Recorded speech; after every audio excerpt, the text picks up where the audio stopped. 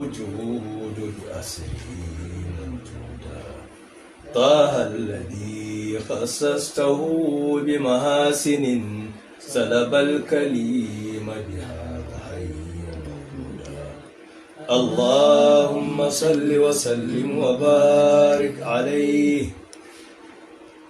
أعوذ بالله من الشيطان الرجيم. بسم الله الرحمن الرحيم. الحمد لله رب العالمين، والصلاة والسلام على أشرف المرسلين وآله وصحبه والتابعين ومن تبعهم بإحسان إلى يوم الدين. إنما الأعمال بالنيات وإنما لكل امرئ ما نوى. الحمد لله. kafin shiga cikin karatu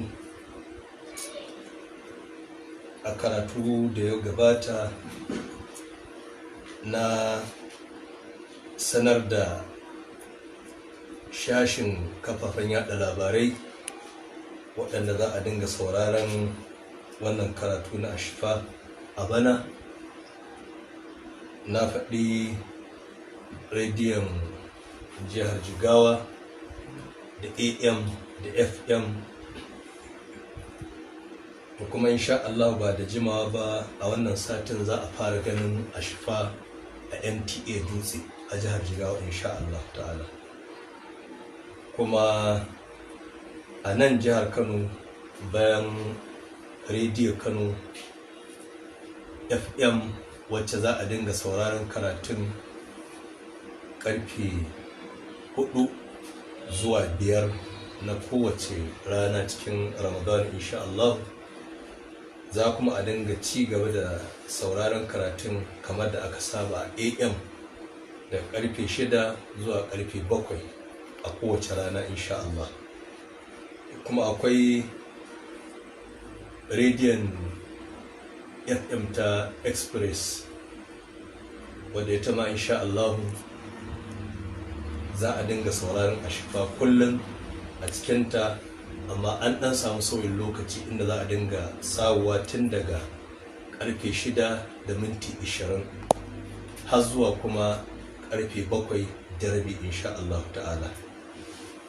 Allah ya saka wa wannan babban masoyi na sayyidina Rasulullahi da alkhairi, wanda shekaru aru yake ciyarwa saboda Allah don a sawo wannan sauti na karatun Ashifa a rediyon Express.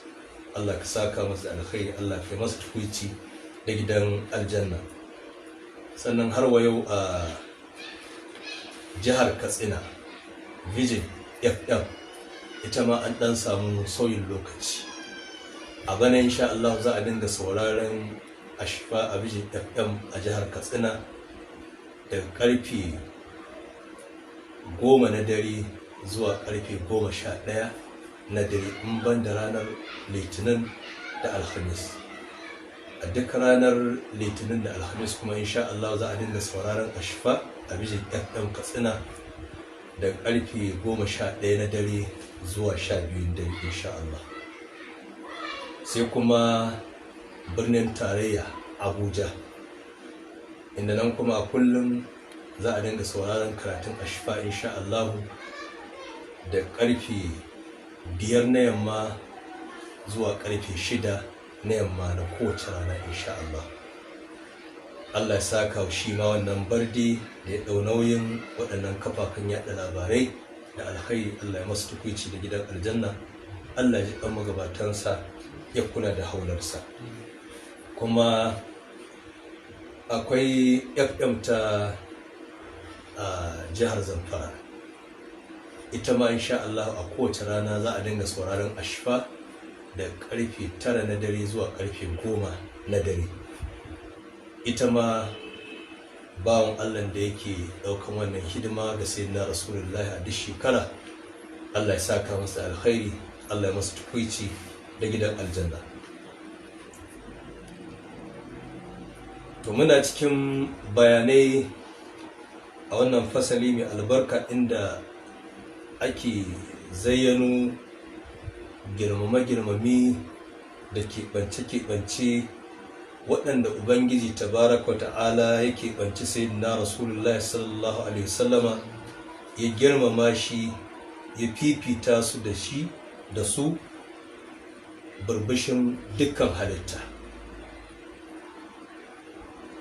Shine a ƙarshen bayanin wancan hadisi da muke cikinsa, shehu na alƙali yake cewa fi kalamun ya tulu hada nukhbatuhu wa qad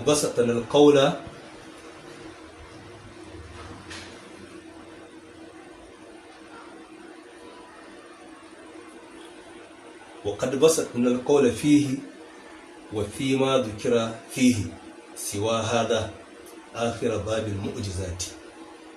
Yake cewa mun shimfiɗe bayani akan wato mu'jizar alƙur'ani da kuma sauran bayanai ma da suka ta'allaka da mu'ajizar na sayyidina rasulullahi sallallahu alaihi wasallama ba akan alƙur'anin ba. A ƙarshen babin da muka yi bayanin mu'jizozin sayyidina rasulullahi sallallahu alaihi wasallama. wa an aliyin har arwaito ga sayyidina ali karramallahu ta'ala wajhahu yake cewa kullu nabiyyin utiya sab'ata nujaba'a, ko na annabi daga annabawan Allah ubangiji tabaraka ta'ala ya zaba masa a cikin mabiyansa zababbu guda 7 waɗanda za su zama masu dafa masa, masu taimaka masa akan yadda aikin Allah. wa nabiyukum sallallahu alaihi wa alihi wa sallama utiya 14 najiba.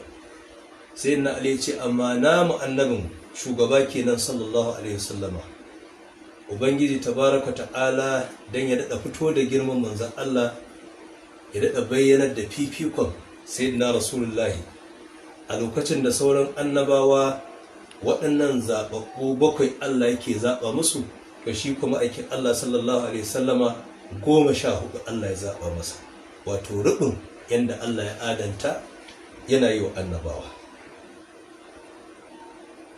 to wannan hadisi ne mashhuri wanda da dama daga marwaita hadisi na sayyidina rasulullahi sun ruwaice shi. a lafazin alhafizu tirmidhi waɗanda suke kewa da sayyidina ali suka ce kulna, sai muka ce manhum, suwaye waɗannan zaɓaɓɓu da Allah ya zaɓa sayyidina rasulullahi. kala sai sayyidina ali ya ce ana, ya ce ni kaina wato aliyu, wa binaya da ‘ya'yana biyu wato alhassan kenan da Hussein, wa ja'farun da sayyidina ja'faru at-tayyar, wa hamzatu da sayyidina hamza babban ma'aikin Allah sallallahu alaihi wasallam, wa abubakar da sayyidina abubakar, wa umaru da sayyidina umaru, wa mus'abun da sayyidina mus'ab ibn umayr, wa bilalun da sayyidina bilalu, wa salmanu da sayyidina salmanu, wa ammarun da sayyidina ammar dan yasiru, wa ibn mas'udin da sayyidina abdullahi ibn mas'udin. to wannan kamar da na faɗa hadisi ne mashhuri, malaman hadisi da dama sun ruwaitar da shi a cikin littattafansu na sunna, kuma an samu saɓani wajen jeran waɗannan najibai waɗanda Allah ya zaɓa su ga sayyidina rasulullahi sallallahu alaihi wasallam. wannan yanzu da na ambata waɗanda alhafiz abu isa at-tirmidhi ya kawo ne a cikin nasa sunan din, kuma sauran marwaita kowa ya ruwaitar da wani adadin ko wani list din saɓanin wannan, amma dai kusan mafi yawa a inda aka ambaci wannan hadisi waɗannan na farko-farkon dai duk akwai su a kowace riwaya, na ƙarshe-ƙarshen su ne ake samun bambanci. alƙali shi kuma yake nuni daga sunayen waɗanda suka zo a cikin wannan hadisi, yake cewa minhum abubakar, sai na abubakar yana da cikinsu, wa umaru, wa min mas'udin, wa ammarun. wa qala sallallahu alaihi wasallama, har wayo sayyidina rasulullahi sallallahu alaihi wasallama daga irin keɓance-keɓancen da Allah ya fifita shi da su, maki Allah yana cewa inna Allah qad habasa an makkatal fila, ubangiji tabaraka ta'ala ya tsare rundunar mayaka na giwa gabaran birnin makka, wato gabaran ɗakin ka'aba. Da suka zo, wato rundunar abraha kenan, suka tunkari ga birnin makka, suka tasa ɗakin Allah tabaraka ta'ala da mugun nufin da suka zo da shi, shine ubangiji tabaraka ta'ala ya kishin ɗakinsa, ya kishin birninsa, inda Allah tabaraka ta'ala da kansa yake ba mu labarin abin da ya kana a suratul fil. Alam tara kayfa fa'ala rabbuka bi ashabil fil alam yaj'al kaydahum fi tadlil wa arsala alaihim tayran ababil tarmihim bi hijaratin min sijjil faj'alahum ka'asfin ma'kul. To wannan a mulmule a dunkule shine ubangiji tabaraka ta'ala ya dunkule labarin abin da ya faru a wannan lokaci da rundunar sarkin habasha wato abraha ya tunkaro makka, musamman kuma ɗakin Allah tabaraka ta'ala da wannan mugun nufi na sai ya baje ɗakin Allah. Ubangiji kuma bi yadda a ta sama wannan ɗaki na da gare ba, ubangiji ya fatanta da su daga su. To shine ma Allah ke cewa ubangiji ya tsare wannan runduna ta mayaka ma'abuta giwa ga wurin makka, wasallata alaiha rasulahu, amma ubangiji ya sallata manzansa, yana nufin kansa kenan sallallahu alaihi wasallam akan birnin makka. Wal mu'minina, ya kuma sallada rundunar ma'aikin Allah sallallahu alaihi wasallama ta mu'minai.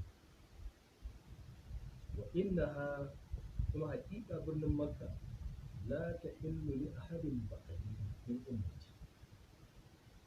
Wannan birni na makka sai na rasulullahi ke cewa da mu ba zai sake halatta ba ga wani a bayansa daga wannan al'umma. Wa inna ma uhillat li sa'atan min nahari, sai na rasulullahi ke cewa ni kaina ubangiji ya halatta mun in shiga birnin makka ina mai damarar yaƙi, ba ina mai harama ta yin hajji ko umara ba. An halatta mun hakan ne, wannan shiga tata wani yanki na lokaci na daga rana. Wannan shine abin da ya kamata a fassara sa'atan anan, kakkace awa guda, wato wani yanki na daga lokaci. Ba koyaushe in kaji an ambaci sa'atu a kitabu ko a sunnatu ake nufin awa wannan mai wato minti 60. Ina ma iya ce muku zai wuya ka samu a littafin Allah ko a sunnar manzon Allah sallallahu alaihi wasallam inda Allah ya ambaci sa'atu yana nufin wato awa ta irin wannan ma'auni na lokaci wanda muka san shi a wannan zamani, wanda ake kiyasta shi da minti 60. Ina san a sunnar manzon Allah sallallahu alaihi wasallama wani hadisi ne guda nake iya tunowa wanda watakila wato ma iya sa shi a ma'anar da za ta iya dacewa da cewa awa manzon Allah ke nufi, mai nufin minti 60. Wannan hadisi mai maganar saukar rahmar ubangiji tabaraka ta'ala wato a ƙarshen dare.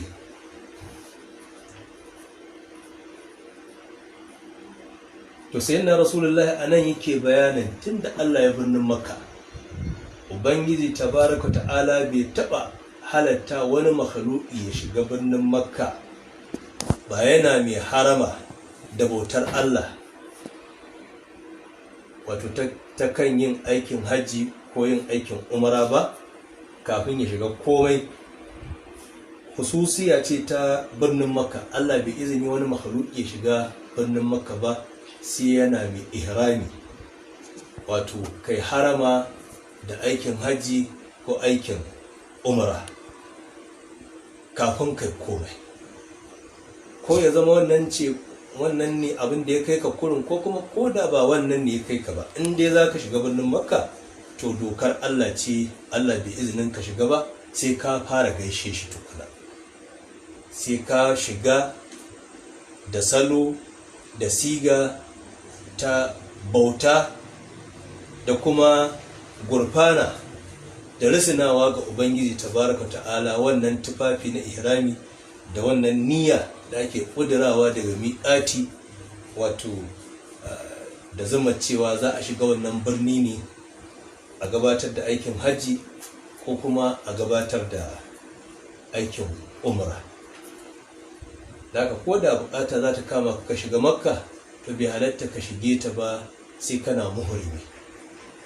Ka je ka fara gaida Allah tabaraka ta'ala, ka fara yin ihrami, sannan in ka yi ihrami ka yi tahalluli, to kuma sannan ka shiga sauran hidimomin da suka kai ka, in ba wannan ɗin ci abin da ya kai ka ba. To sai na Rasulullah shi kadai Allah ya taɓa halattawa ya shiga birnin makka ba yana muhrimi ba, a'a ya shiga yana mai ɗamarar yaƙi, yana mujahidi, a maimakon ya shiga yana muhrimi.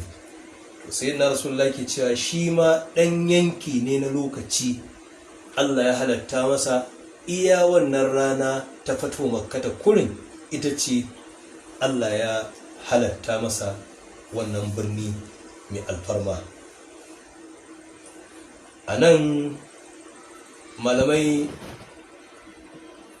sun tafi zuwa matafiya iri-iri akan wannan hadisi na sayyidina Rasulullahi da abin da za a riƙa daga togaciya da sayyidina Rasulullahi yayi na cewa birnin makka ba zai halatta ba ga wani ko ga ɗaya a bayansa daga wannan al'umma tasa. Amma a taƙaice zan ɗau abinda Al-Hafiz Ibn al-Arabi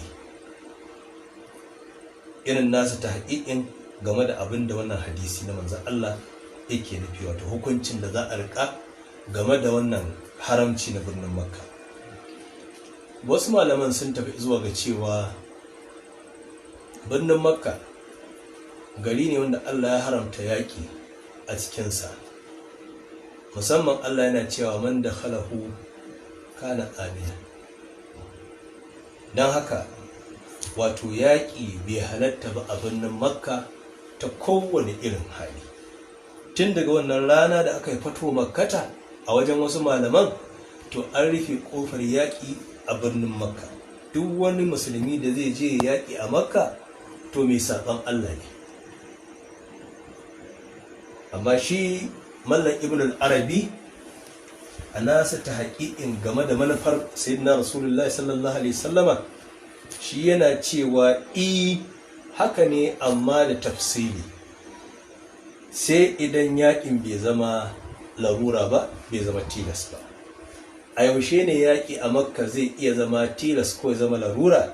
Ya ce kamar lokacin da aka kawo birnin makan farmaki, to dole a wannan lokaci, a wannan yayi, in wasu mahara, wasu 'yan ta'adda suka kawo farmaki, suka kawo hari a birnin makka, to ba za a ce birni ne da Allah ya haramta yaƙi a cikinsa don haka a ƙyale su kurin su ci karansu babu babbaka ba. A'a, ya zama wajibi a fuskance su, a kara da su, a gwabza da su, a ga an amintar da wannan birni mai alfarma. Bare ma a lokacin da aka ce har sun yi ɓarnar mamaye wannan birni mai alfarma, wannan ya zama wajibi a ɗaudun matakin da ya waje ba a ɗauka, a ga an tsarkake wannan gari tsarka daga dukkan wani datti ko ta ƙazanta ta mutanen da Allah baya maraba da irinsu a cikin wannan birni nasa mai alfarma. wa anil irbadi ibn sariyata radiyallahu ta'ala anhu arwaito ga sayyidina irbadu dan sariyatu Allah kare da gare shi wanda sahabi ne babba daga sahabban sayyidina rasulullahi sallallahu alaihi wasallama daga zaratan sahabbai zahidai salihai abidai waɗanda aka fi sanin su da ahlus suffa, kuma ya rayu Allah ya bashi tsawon rai don ya samu wato albarkar rayuwa bayan auren ma'aikin Allah, inda bai rasu ba sai a shekara ta hijira tana da shekara 75 Allah ya masa rasuwa a ƙasar Sham, a sanannen gari da ake kira Homs. sayyidina irbadu yake cewa sami'tu rasulullahi sallallahu ta'ala alaihi wa alihi wa sallam yaqulu, irbadu dan sare ta ce naji manzon Allah sallallahu alaihi wa alihi sallam yana cewa inni abdullahi, ni haƙiƙa ni bawan Allah ne, wato a cikin bayan ma kuma wanda babu irinsa, shugaban bayin Allah kenan, khatamun nabiyina, kuma haƙiƙa ni ne cikamakon annabawa, wa inna adama lamunjadilun fi dinatihi. Allah ya tabbatar da ni akan wannan matsayi na ni ne khatamun nabiyina ko khatimun nabiyina, fuska ce guda biyu, ko khatamu ko khatimu, kamar da hakan ma ya zo a cikin alkur'ani, walakin rasulallahi wa khatiman nabiyina ko wa khataman nabiyina sallallahu ta'ala alaihi wa alihi wasallam. to sayyidina rasulullahi ke cewa ina a wannan matsayi na cikamakon annabawan Allah baki ɗayansu tun lokacin da annabi Adamu yana abin kwabawa ya gama kwabuwa a cikin yumbunsa, ba a ma riga an gama halittarsa an busa masa rai har ya zama Adamu ba. To tun a wannan lokaci da Adamu ma bai riga ya zama Adamu ba, sayyidina rasulullahi ke cewa ni manzan Allah ne, ni annabin Allah ne, kuma ni ne cikamakon annabawan Allah tabaraka ta'ala. Kuma daga hikimar da sayyidina rasulullahi ya buɗe bayanin wannan martaba da wannan daraja tasa, sai ya fara da inni abdullahi, saboda kada a ji girman wannan daraja da Allah ya ba sayyidina rasulullahi sallallahu alaihi wasallama a samu 'yan wuce gona da iri ko wasu 'yan zaruruga da za su ruga su kai manzan Allah sallallahu alaihi wasallama inda Allah bai izinin a kai shi ba, wato inda za a yi shirkanta da shi da Allah tabaraka ta'ala, kamar da kiristoci suka yi wannan kasassaba, suka yi wannan bakuwa a haƙin annabi Isa. Da haka imamu al-Busiri yake faɗa da amad da athun nasara fi nabiyihim wa hakum bima shi'ta madahan fihi wahtakimi. In dai ka bar abin da nasara wato kirista ka sassaɓar da suke faɗa a haƙƙin annabi Isa na cewa shi Allah ne, ko shi ɗan Allah ne, ko shi na uku ne tare da Allah, to muddin ajiye rabu da irin wannan katobara ta kiristoci a haƙƙin annabi Isa ɗan Maryamu. In dai ba irin wannan katobara za ka gaya manzon Allah ba sallallahu alaihi wasallama, to duk irin abin da za ka faɗa na girma manzon Allah sallallahu alaihi wasallama ya cancance shi. Duk abin da za ka faɗa na matsayi ko na daraja sayyidina rasulullahi ya cancance shi, ya ma wuce na. Da ka sayyidina rasulullahi ya mana wannan wato rigakafi, sai ya fara bayanin da yake daraja ce babba, darajar da har sayyidina rasulullahi zai faɗi cewa yana a matsayin annabi, yana a matsayin manzo na Allah, yana a matsayin cikamakon annabawa tun kafin annabi Adam ma abu sa masa rai, an riga an kwaɓa yunƙunsa yana a kwaɓe kurin a yashe. Ai wannan daraja ce ba ƙarama ba. wacce wataƙila in ba a yi mata dajiya ba wasu sa samu wato abin da za su iya fitar kafa da shi su danganta wa sayyidina rasulullahi abin da Allah bai izinin a danganta masa ba. Don haka ya fara buɗewa da cewa inni abdullahi. Kafin in gaya muku wannan daraja da wannan girma da zan faɗa wacce Allah ya bani, to ina tabbatar muku dai cewa kowane matsayi Allah zai bani, kowace daraja Allah zai bani, to amma dai ina nan a matsayina na bawan Allah, bawa nake ga Ubangiji tabaraka ta'ala. Kuma wannan shi za mu ga irin wannan hikimar dai ita Allah ya kunshi a cikin labarin Isra'i na sayyidina Rasulullah a suratul Isra'i. Sai Ubangiji yake faɗa subhanalladhi asri bi abdihi layla. Kaga sai ya fito balo-balo ya fito da ubudiyya ta sayyidina Rasulullah a daidai lokacin da yake gaya mana wannan girma na sayyidina Rasulullah a wajensa, yake kuma kamba mazatinsa, yake wasa kansa da kansa, yake yaban kansa da kansa, yake nuna mana matsayin kuma wannan masoyi nasa a wajensa, amma kuma sai ya daɗa kuma fito mana da wannan wato haske na tauhidi. Subhanalladhi asra, sai bai ce bi rasulihi ba, bai ce bi nabiyihi ba, a'a dan ya daɗe mana matashiyar cewa fa duk fa girman da za a ji ya ba wannan masoyi nasa, duk matsayin da za mu ji ya kai wannan masoyi nasa, duk irin darajar da za mu ji ya ba wannan masoyi nasa, amma fa yana nan a matsayinsa na bawansa ne. Haka ya fara yake ce mana subhanalladhi asra bi abdihi laylan min al-masjid al-harami ila al-masjid al-aqsa alladhi barakna hawlahu. To irin ta ne sayyidina rasulullahi sallallahu alaihi wasallam shi a wannan hadisi yake faɗa inni abdullahi khatimun nabiyina wa inna adama lamunjadilun fi dinatihi. Makin Allah ya ci gaba da bayanin darajojinsa da irin fifikan da Allah ya fifita shi da shi barbishin sauran annabawa, barbishin halittu baki daya. Yake cewa wa'idatu abi ibrahima, kuma haƙiƙa ni ne alƙawarin da Allah ya alƙawartawa wato mahaifina, yana nufin kakansa annabi Ibrahim alaihi musallatu wassalam, wanda shi kuma wannan alƙawari da Allah ya yi annabi Ibrahim ya biyo bayan roƙon da annabi Ibrahim ya yi ne ga Ubangiji tabaraka ta'ala. Shine Allah ya amsa roƙon nasa, ya yi masa alƙawarin cewa zai cika masa wannan buri nasa, inda sayyidina Ibrahim ya roƙi Allah da faɗinsa maɗaukaki yake cewa rabbana wab'ath fihim rasulan minhum, rabbana wab'ath fihim rasulan minhum. Shine Allah ya amsa annabi Ibrahim ya masa alƙawarin lalle zai aiko wannan babban manzo, babban ma'aiki, wanda ya roƙi Allah ya aiko shi a cikin zuriya ta sa.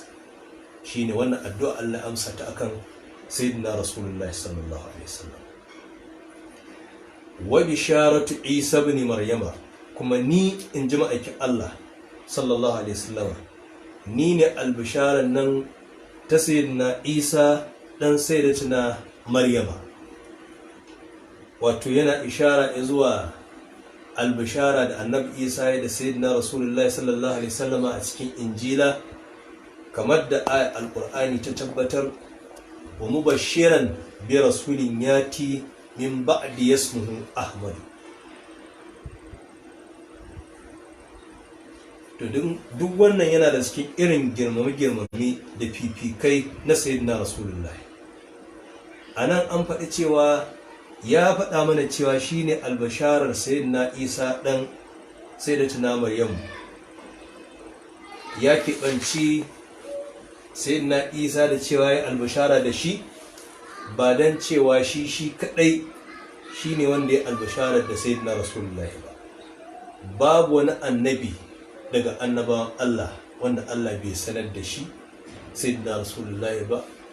Babu wani annabi ko manzo daga annabawa da manzannin Ubangiji tabaraka ta'ala waɗanda Allah bai labarta musu ma'aikin Allah ba, bai musu albishara da shi ba, ya kuma umarce su yi albishara da shi ga mutanensu. Gaba ɗayan annabawan Allah dukkaninsu sun zo da ambatan manzan Allah, dukkaninsu sun san sayyidina rasulullahi, dukkaninsu kuma sun yi albishara da bayyanar sayyidina rasulullahi sallallahu ta'ala alaihi wasallam. Shine ubangiji tabaraka ta'ala ke ishara zuwa wannan haƙiƙa cikin alƙur'ani. Ubangiji ke cewa alladina atainahumul kitaba ya'rifunahu kama ya'rifuna abna'ahum. Ubangiji yake cewa su ahlul kitabi, tunda kan kiristoci zuwa kan yahudawa zuwa kan sauran al'ummatai na sauran annabawa da Allah ya saukar musu da littafi, to babu wani littafi da Allah ya saukar wata al'umma face sai da aka yi musu bayani filla-filla na sayyidina rasulullahi a cikin wannan littafi, har Allah yake cewa sun san shi. Duk al'ummatan da suka gabaci manzan Allah sun san manzan Allah ɗin, irin sanin da suka yi wa 'ya'yansu. Wato ai kaga ambatan ma da aka yi na sayyidina rasulullahi a littafin da suka gabatan, wato ba ambato ne na fisha ba, wato ambato ne na filla-filla, dalla-dalla. Wato ubangiji ya gama wasafta sayyidina rasulullah a dukkan littafan da suka gabata. Ubangiji ya riga ya gama jeranto kamanni da siffofi da wato girmame na sayyidina rasulullah sallallahu ta'ala alaihi wa alihi sallama a waɗannan littafai magabata. don wannan shine zai dace da cewa sun san shi irin sanin da suka yi wa 'ya'yansu.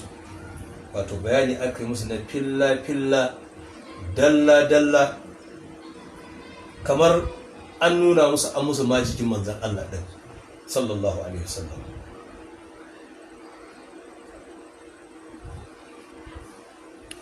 Amma kuma da yake shirya dai ta Allah ce, shine Allah yake faɗa ga su ahlul kitabi na zamanin sayyidina rasulullahi. Allah yake musu gula, yake cewa falamma ja'ahum ma arafu kafaru bi, yayin da kuma wanda suka riga suka san shi tangararan ba su jahilce shi ba, wanda shine sayyidina rasulullahi, yayin da ya zo musu kuma sai kuma suka kafirce da shi. Tsinuwa Allah ta tabbata gare su daga duniya har lahira.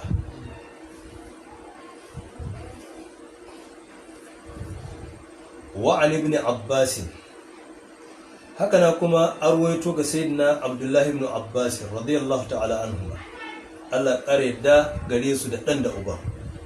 Kala ibn Abbas yace, inna Allah faddala Muhammadan sallallahu ta'ala alaihi wa alihi wasallam ala ahli as-samai. Hakika ubangiji tabaraka ta'ala ya fifita sayyidina rasulullahi a bisa bayansa da ya jibge a masarautar sama, a tun da kan sama ta ɗaya, ta biyu, ta uku har zuwa ta bakwai, har saman sama ta bakwai ɗin.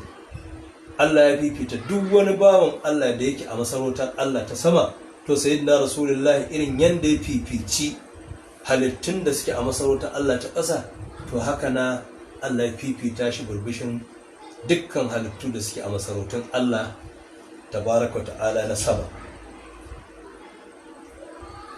Wa alal anbiya'i, haka na ubangiji ya fifita sayyidina rasulullahi burbushin annaban Allah kullihim baki ɗayansu.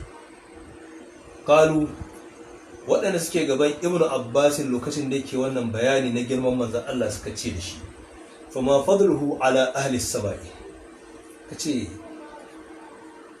yaya fifikon na sayyidina rasulullahi yake ne burbushin bayin da Allah ya zaunar da su a masarautun Allah na sama, kamar mala'iku da wasu daga cikin zaɓaɓɓu daga annabawan Allah tabaraka ta'ala. Kala ibnu Abbas yace, inna Allah qala, ubangiji tabaraka ta'ala ya faɗa a haƙƙin su mazauna sama, wa man yaqul minhum inni ilahun min dunihi har zuwa ƙarshen aya. Duk wanda a cikin wato bayina waɗanda suke zaunan nan a masarauta ta sama har zuwa ƙarshen wannan aya, sai ubangiji tabaraka ta'ala ya ambaci irin narkon da zai yi ga duk wanda ya gangancin da awar allantaka, sawa'un mala'ika ne ko wani mala'ika a cikin sammai. Allah ya faɗi irin narkon da zai gare shi. Ya ce to kaga ajiye wannan a haƙƙin mala'iku kenan da sauran bayi da Allah ya jirge a masarautar Allah ta sammai. Sai ubangiji yake cewa fadhalika najzihi jahannama. Ubangiji tabaraka ta'ala ya ce duk wanda a cikinsu su mazauna saman ya irin wannan kasassaba ta da'awar allantaka, ubangiji ya ce to jahannama ce sakamakon da za mu yi gare shi.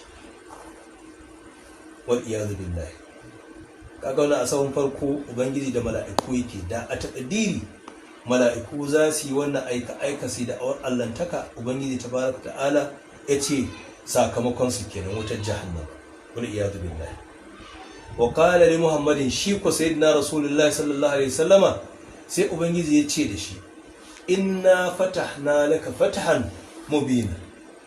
Ce ya rasulullahi mun maka buɗi mabayyani, wanda da ya ci gaba da bayani sai ubangiji tabaraka ta'ala yake cewa liyaghfira laka Allahu ma taqaddama min dhanbika wa ma ta'akhkhara, inda anan ƙarara Allah ya faɗi cewa babu wani abu da sayyidina rasulullahi zai masa Allah ya kama shi da shi.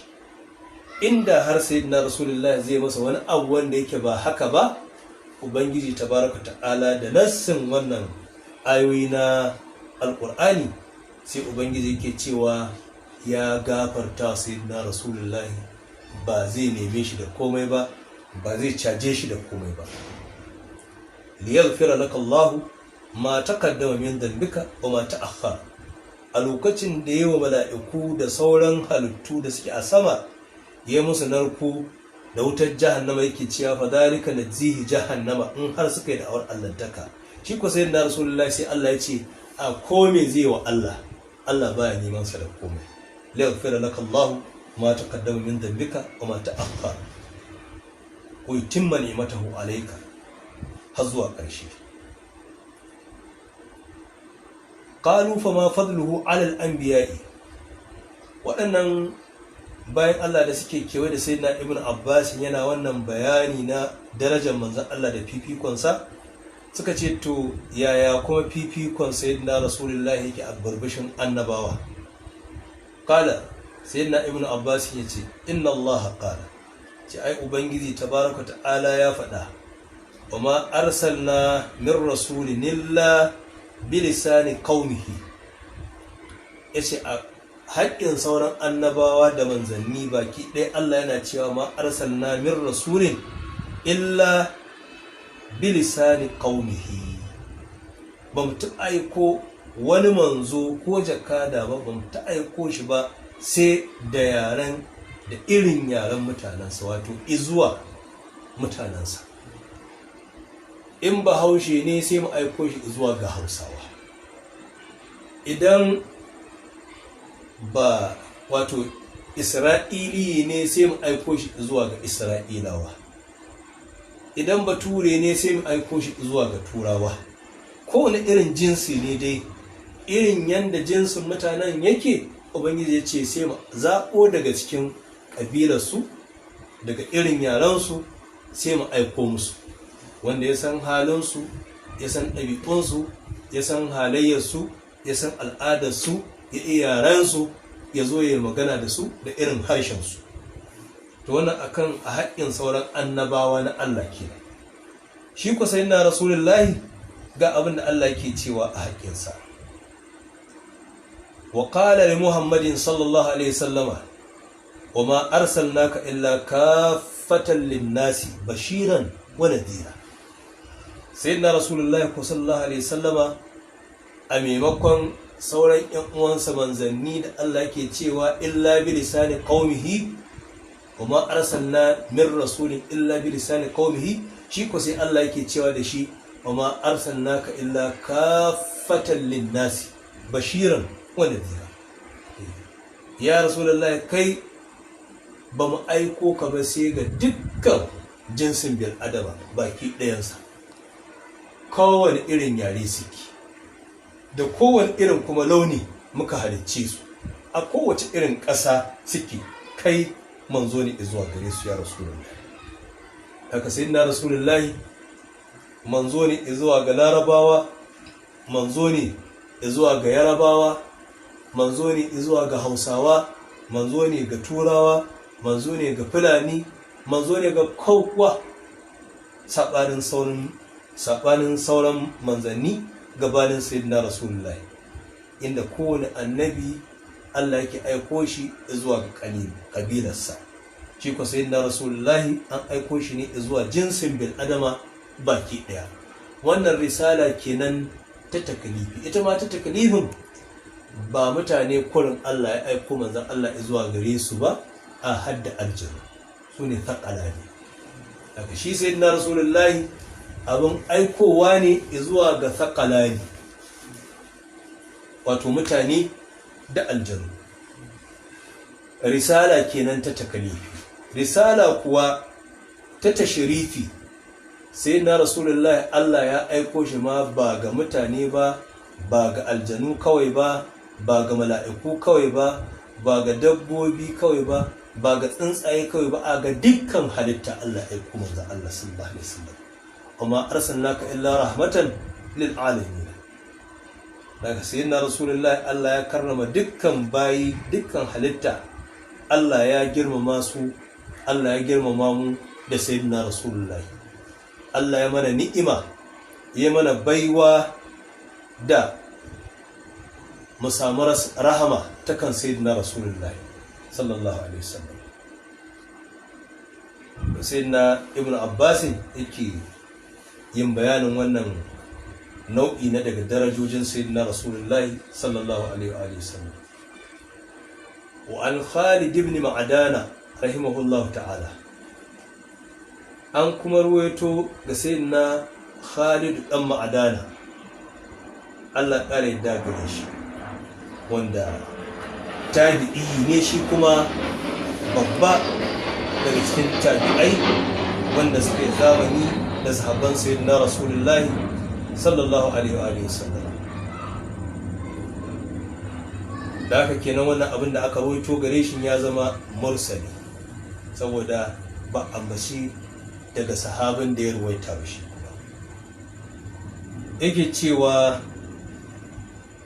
inna nafaran min ashabi rasulillahi sallallahu alaihi wasallam qalu, wasu jama'a daga sahabban manzon Allah sallallahu alaihi wasallam sun ce, ya rasulullahi akhbirna an nafsika. Wata rana sai suke roƙon manzon Allah, suke cewa ya rasulullahi kai mana bayanin kanka da kanka, wai yaya girman ka ne yake a wajen Allah, yaya matsayin ka yake ne a wajen Allah tabaraka ta'ala. sai na rasulullahi an kuma ruwaito wannan hadisi har wa yau. Kafin a shiga cikin hadisin sai ya sauya hanya, sai ke cewa qad ruya nahawu an abi dharr, an ruwaito irin wannan hadisi har wa yau, ko wa qad ruya nahawu makamancin wannan hadisi da aka ruwaito ga shi Khalid dan Ma'dana, an ruwaita wato ya zama marfu'i kenan ga sayyidina Abu Dharr al-Ghifari, Allah kare da gare shi. Haka na ga Shaddadu dan Ausu dan Thabitu, haka na kuma arwaita ga Anasu dan Maliku. Dukkan waɗannan sahabbai na sayyidina Rasulullahi su ma arwaici irin wannan asari da ko hadisi mursali wanda aka ruwaita ga shi Khalid dan Ma'dana. Dukkan su ma yazo a ciki cewa an tambayi sayyidina Rasulullahi yayi bayanin kansa da kansa.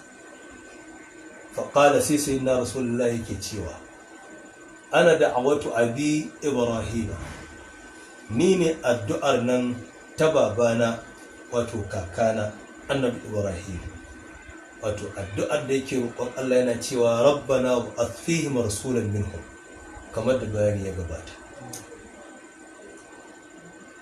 Wa bushira Isa, kuma sai na rasulullah yake cewa har wa yau ni ne albisharar nan ta annabi Isa, wacce yi albishara da ni a cikin Bible, a cikin Injila, a cikin New Testament. Wannan albishara tana nan har yanzu, tare da an jirkita Bible, an jirkita Injilar, an kankare abin da aka kankare da dama na waɗannan albishirce da bayanan manzon Allah sallallahu alaihi wasallam, amma har zuwa yau dinnan wato ba a rasa nono a riga. Har zuwa yau akwai abin da ba a rasa ba na burbushin albishara da sayyidina rasulullahi a cikin Bible, a cikin Injila. In ka duba Injila, Bible na Larabci, har yau dinnan za ka ga inda aka yi albishara da annabi Iliya. Da annabi Iliya nan kwabo da kwabo, kamar da Allah yake gaya mana, wa mubashiran bi rasulin yati min ba'di ismuhu Ahmadu. To shine ainihin wannan albishara ta ce alqur'ani, albishara da annabi Iliya. Saboda Iliya wato sai ubangiji ya yi wa su kiristoci da yahudawa, ubangiji ya musu in kun san wata ba ku san wata ba. Dama ubangiji shi ne masani, ya san abin da za su yi, inda duk sunan ya fito ɓalu-ɓalu na manzon Allah sallallahu alaihi wasallama, saboda hassada za su kankare shi, za su shafe shi, za su ɓoye wanda za su ɓoye. Daga sai ubangiji a wata ayar daga ayoyin Injila sai ya yi ɓaddabami, sai ambaci annabi Iliya. Annabi Isa ya albishara da annabi Iliya. To Iliya nan wato wani abu ne akan matar sarki, da ido da ta gani, kwabo da kwabo. Iliya shine Ahmadu. Daga alhamdulillah har zuwa yau din da Iliya tana nan cikin Injila, tana nan cikin Bible.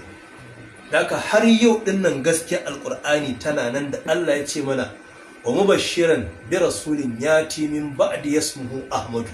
To har yau Ahmadin nan tana nan a cikin Injila, wato Bible, New Testament. Amma in ka je ba za ka ga Ahmadu balo-balo da sunan Ahmadu ba, za ka ga Ahmadu ne an yi ramzi gare shi da Iliya. A hisabul jummal, adadin da sunan Ahmadu zai baka, shi sunan Iliya zai baka. Da haka ashe suna ne guda ɗaya. Ahmadu, wannan alhamza tana nufin ɗaya, ha'i 8 9 kenan, mimi 48 kenan. To gadal ya zama 52. Ahmadu ga 1 ga 40 ga 4, in mun hada za mu samu 50. To in muka ɗauko Iliya, wannan alhamza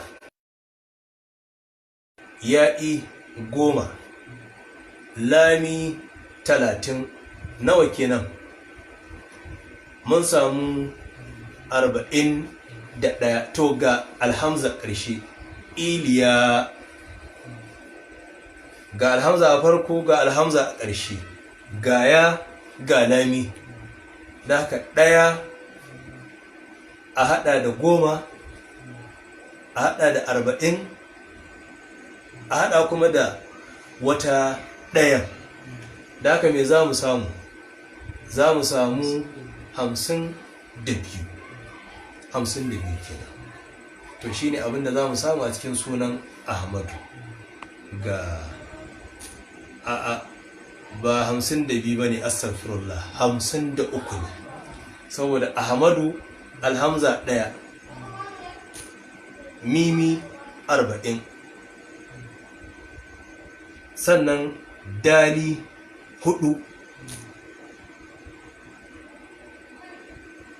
ahmadu ga ha'i 8, to 8 ga 1 9 kenan, 9 ga 40 49, to 49 ga 4 wanda shine dalin na ahmadu ya zama 53. to haka can ma in muka komo iliya'u ga wannan alhamza ta farko 1 ga ya'i 10, sannan ga lami 40, sannan ga alif ta ja da aka ce iliya. to wannan alif daidai take da alhamza, duk ɗaiɗai suke nufi. haka ga alif tana nufin 1, alhamza ma tana nufin 1. haka in ka haɗa ga 1 ga 10 11 ga 30 41 ga wata ya'in wato wata 10 51 kenan. to sannan ga wata ɗayan 52 ga kuma wata ƙarin ɗayan ya zama 53, kwabo da kwabo. shine abin da iliya zai baka, abin da kuma ahmadu zai baka, kowannensu zai baka wato 53. walillahi alhamdu. da haka har yau dinnan har gobe wannan aya da Allah ya yi mana albishara da ita a cikin alkur'ani cewa tana nan a cikin injila tana nan din har yau, amma sai Allah ya ɓoye ya saka ya sunan na sayyidina rasulullahi, tunda inda duk sauran ayoyin da sunan ya fito ɓalo-ɓalo sun bi duk sun ɓatar sun ɓoye.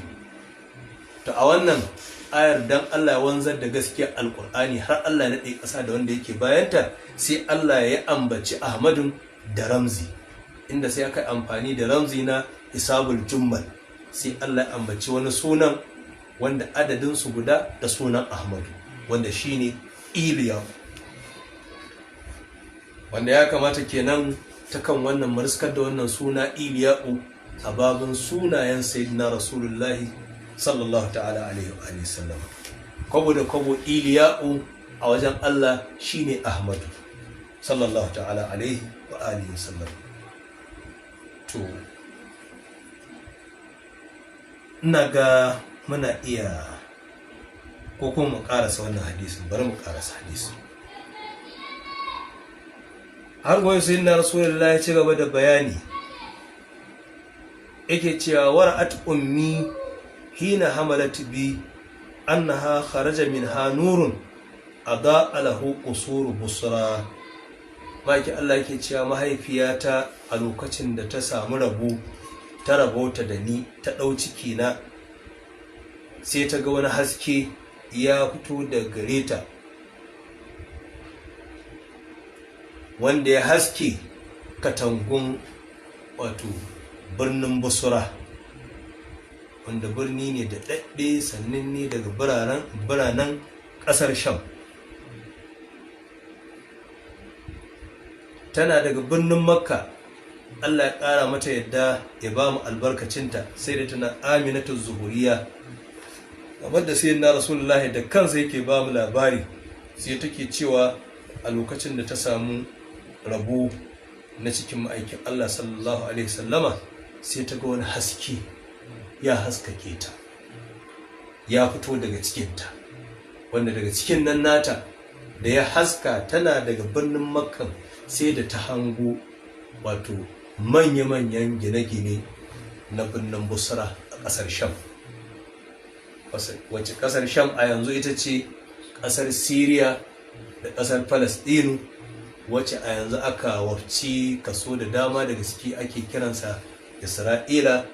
'yan mulkin mallaka na Yahudawa suka wafce shi, suka sa masa sunan Isra'ila, wanda muna fatan Allah ya yanto mana shi ba da jimawa ba, albarka sayyidina Rasulullahi sallallahu alaihi wasallam. da wani yanki na ƙasar Lebanon, da wani yanki na ƙasar Urdun, duk waɗannan ƙasashen wato a da rukuninsu shi ake kira ƙasar Sham. kuma kamar da tarihi ya hakaitar, sayyidina Rasulullahi sallallahu alaihi wasallama wato ya shiga ƙasar Sham, ya ziyarci ƙasar Sham har sau 4 a rayuwarsa. maki Allah sallallahu alaihi wasallama ya ziyararsa ta farko ga ƙasar Sham sanda ya halarci wato ƙasar sham ɗin a lokacin da suka gamu da bahira ar-rahib. Wannan marra ce guda daga cikin marorin. Sannan kuma daga marorin wato lokacin da baffan sayyidina Abu Dalibin ya je da shi, yana a cikin rakiya ta baffan sayyidina Abu Dalibin lokacin da suka gamu da bahira ar-rahib a can sham.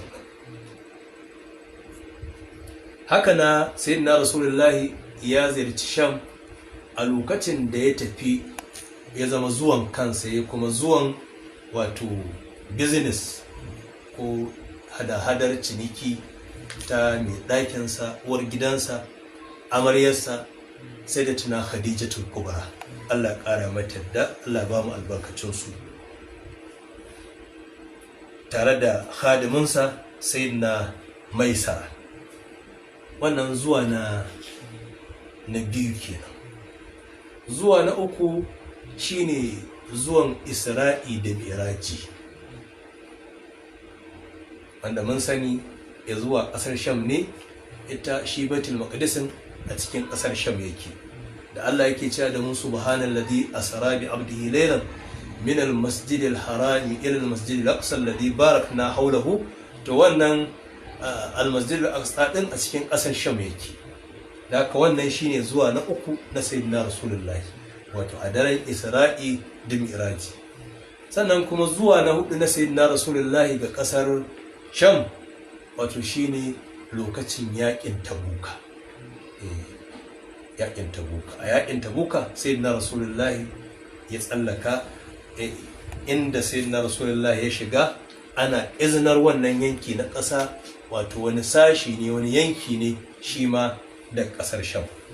Da aka masana tarihin manzon Allah suke cewa kenan in muka kallo ɗannan za mu ga cewa sayyidina rasulullahi ya ziyarci ƙasar Sham har sau 4 a rayuwarsa. Ashe babu mamaki in Allah ya tuna albarka da alkhairi a wannan ƙasa mai albarka. To a nan za mu kwana, kuma ina fata za mu ɗan na ba da haƙuri ga masu bibiyar mu musamman ta Facebook cewa ba kullum za mu dinga gabatar muku da wannan karatu mai albarka live ba. Za a dinga yi saboda yanayin da ake ciki ɗin, zurufin abubuwan a sarƙafe suke, amma dai alhamdulillah ala kulli halin.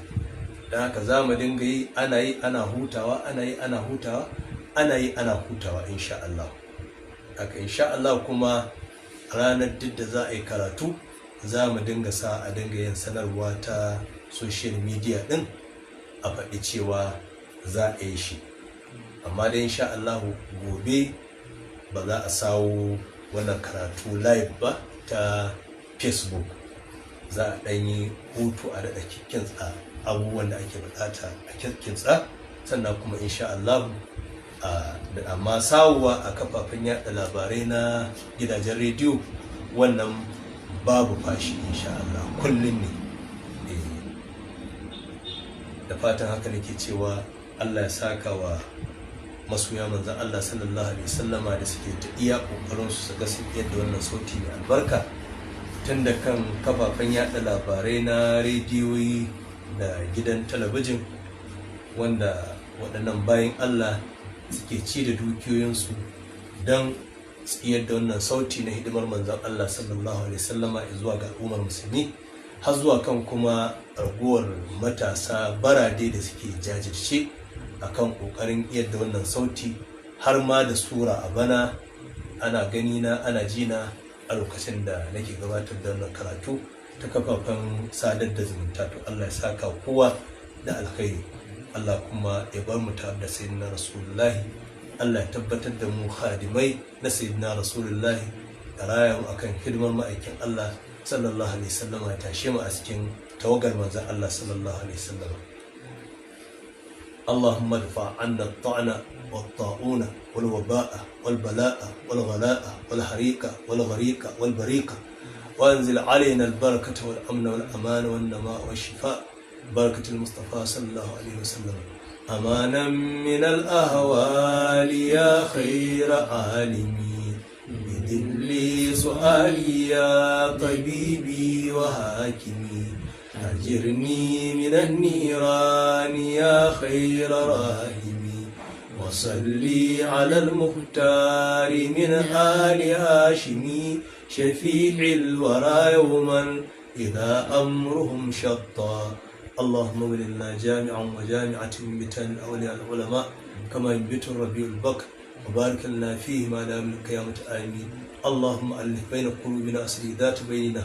صلى اللهم على سيدنا محمد سفينة نجاة الوجود ومستوى جودي الجود، وعلى آله وصحبه وسلم، صلاة تنجينا بها من جميع الأحوال الآفات، وتقضي لنا بها جميع الآت، وترفعنا بها عندك أعلى الدرجات، وتبلغنا بها أقصى الغايات من جميع الخيرات في الحياة بعد ما تسر الفاتحة. آمين. بسم الله الرحمن الرحيم. الحمد لله رب العالمين، الرحمن الرحيم، ملك يوم الدين، إياك نعبد وإياك نستعين، اهدنا الصراط المستقيم، صراط الذين أنعمت عليهم غير المغضوب